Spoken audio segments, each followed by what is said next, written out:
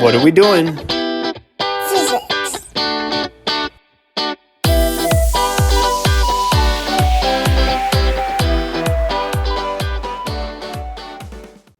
Today I'm going to use these two trucks to show you how to use the kinematic equations.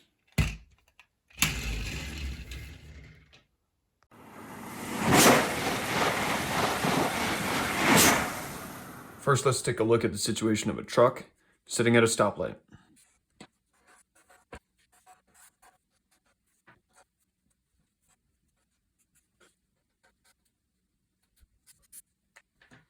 Now, as soon as the light turns green, the truck is going to accelerate forward at a rate of 5 meters per second squared. What we want to solve for is the total displacement of the truck after it's been driving down the road for 10 seconds. We also want to find the final velocity of the truck after 10 seconds. To do this, the first thing we're going to do is we're going to lay out all 5 of our kinematic variables. If we can identify any 3 of these kinematic variables from within the problem, we can solve for the other 2. So here we can see the truck is going to accelerate at 5 meters per second squared for a total of 10 seconds.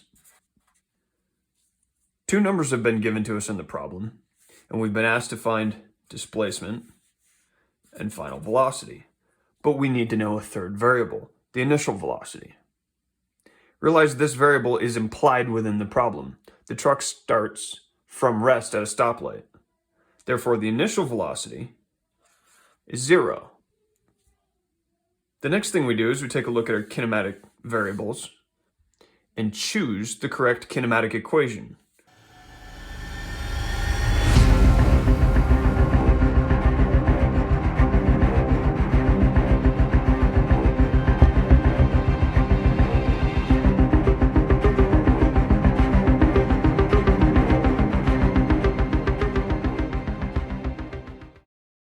Which utilizes the 3 variables we know and allows us to solve for one of the variables we're trying to find. Let's solve for final velocity first.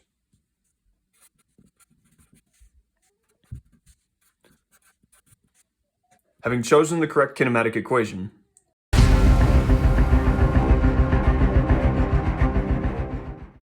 and plugged in the correct variables into that equation, we can now solve for the final velocity.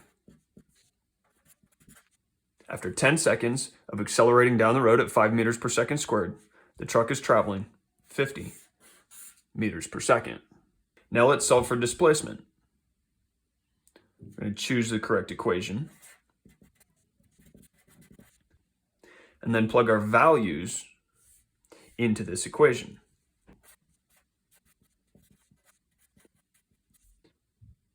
And we find the truck travels forward 250 meters.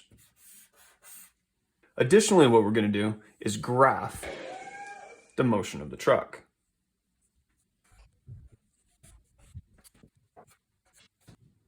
We know the truck is starting from rest and steadily accelerating at a rate of 5 meters per second squared. On our velocity versus time graph, we'll see a steadily increasing velocity for 10 seconds, up to a final velocity of 50 meters per second. When looking at position versus time, we have to decide where the truck is starting. It's easy enough to say the truck starts at a position of 0. Given that the truck starts at a position of 0, and knowing that the magnitude of instantaneous velocity is going to correspond to the slope on our position versus time graph, we're going to see a steadily increasing slope on our position versus time graph. The truck will travel forward a total of 250 meters.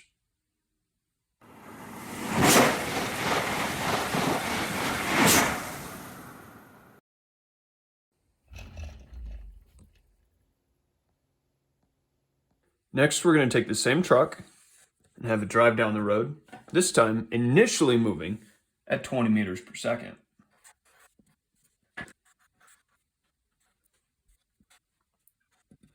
Now, as this truck is driving down the road at 20 meters per second, it spots down the road in front of it a shark.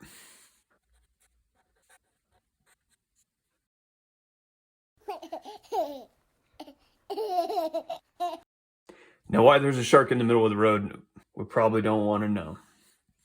But the shark is 50 meters in front of the truck.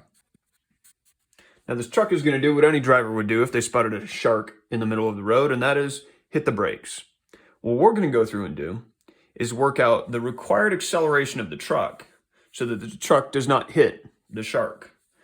Because if you hit a shark with your truck, that's going to be a problem.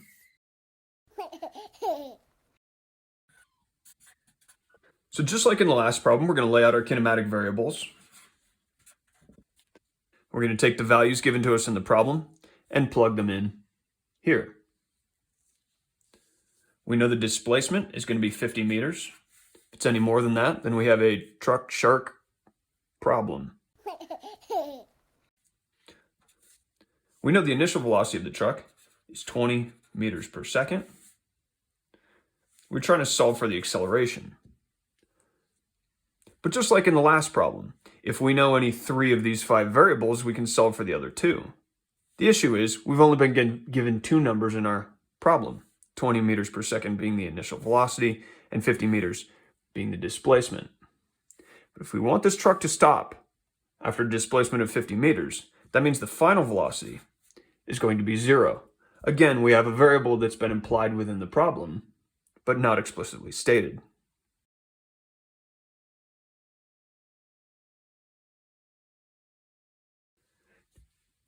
Now that we know 3 of these 5 variables, we can choose the correct kinematic equation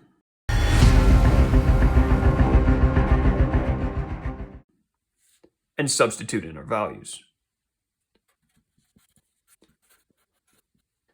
After a little bit of algebra,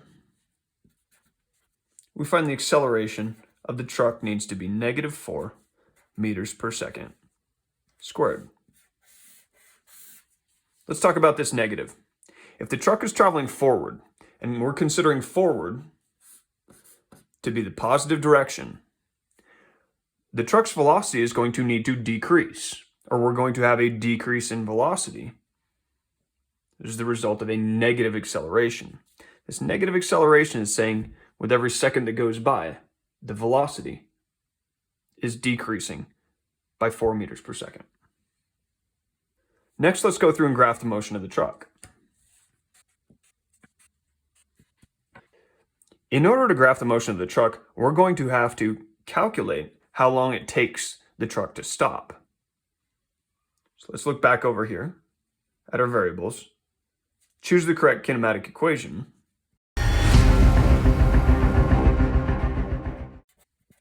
substitute in our values, and solve for time. We find it takes the truck 5 seconds to stop. This means when graphing the motion of the truck's going to start at 20 meters per second and slow to a velocity of 0 over 5 seconds. On our position versus time graph, given that the slope of position versus time is equivalent to the instantaneous magnitude of velocity, we'll initially see a steep slope because the truck is moving quickly, and gradually that slope will taper off to 0. In all, the truck travels 50 meters in 5 seconds.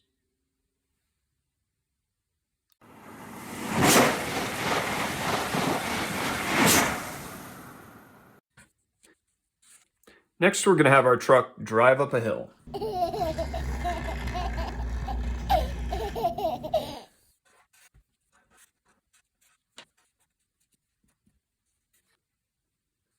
This truck's going to drive up the hill at a constant velocity of 15 meters per second.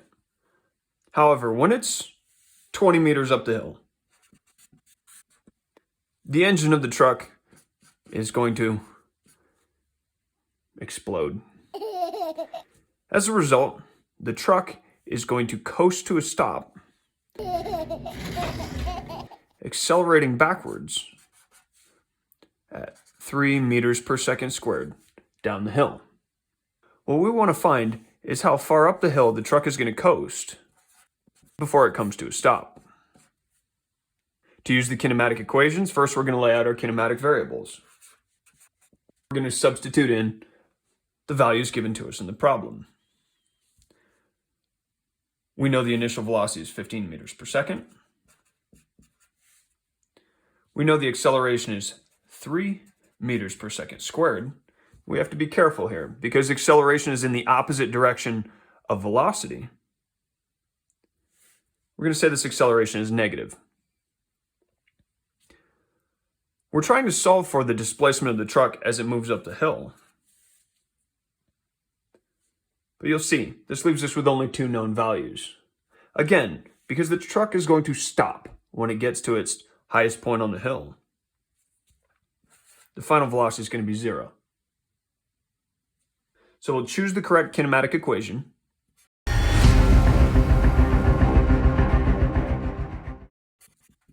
Substitute in our values and solve for displacement. Displacement of 37.5 meters means the truck is going to travel 37.5 meters up the hill before coming to a rest. That is 37.5 meters from where the engine cut out, not from the bottom of the hill. If we want to know the total distance from the bottom of the hill to where the truck stops, we would have to add the 20 meters the truck had already traveled to the 37.5 meters it travels after the engine dies.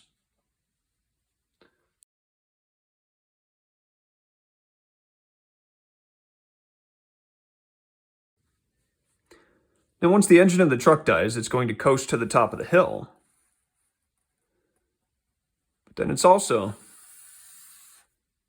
going to roll all the way back down to the bottom of the hill.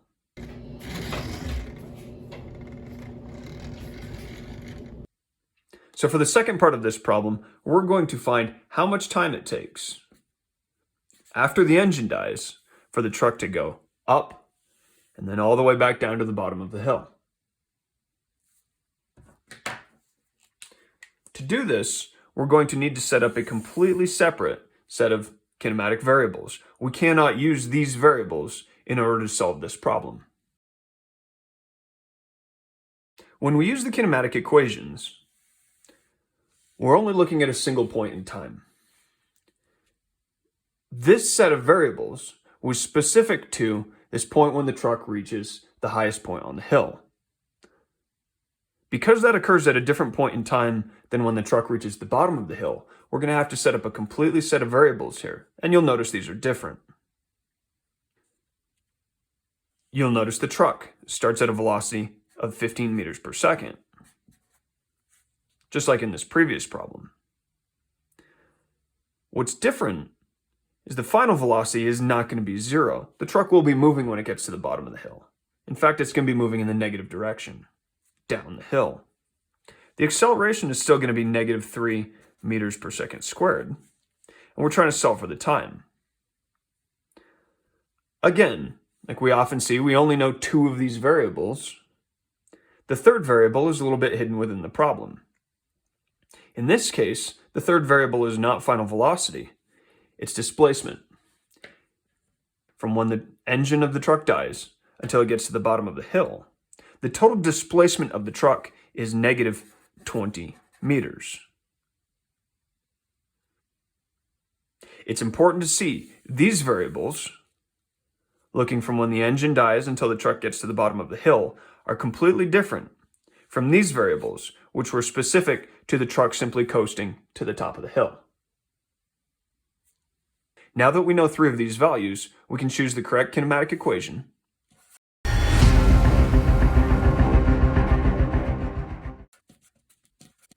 Substitute in our values,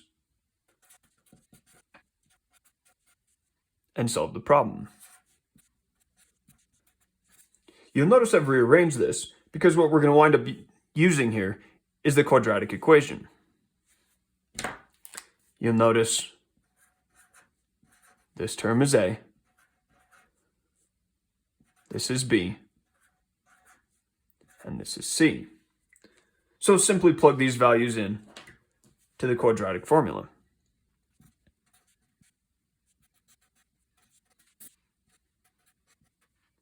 Now, anytime we use the quadratic equation, this yields two results. In this case, it's either negative 1.2 seconds or 11.2 seconds. Now, it makes no sense that this truck would go up the hill and get to the bottom of the hill at two different points in time. So only one of these is truly the correct answer. And to find the correct answer, let's take a look at the graphs. Looking at the graph of position versus time, we'll see the truck starts at a position of 20 meters, is going to coast up the hill to a position of 57.5 meters, and then coast back down. Graphically, that will look like the truck starts at 20, goes up the hill, and comes back down. The quadratic equation has done nothing other than told us the intersection of this parabola with the horizontal axis. You'll notice this parabola, if we carried it on in the negative direction, would intersect over here. This corresponds to the result of negative 1.2 seconds. This point here corresponds to the time of 11.2 seconds. This value, 11.2 seconds, is in fact the correct time it's going to take from when the truck engine dies till the truck goes up and coasts all the way back down to the bottom of the hill. It's important to recognize when using the quadratic equation, we get two results, but oftentimes it's only one of those results that answers the problem we're trying to solve. That's all for now.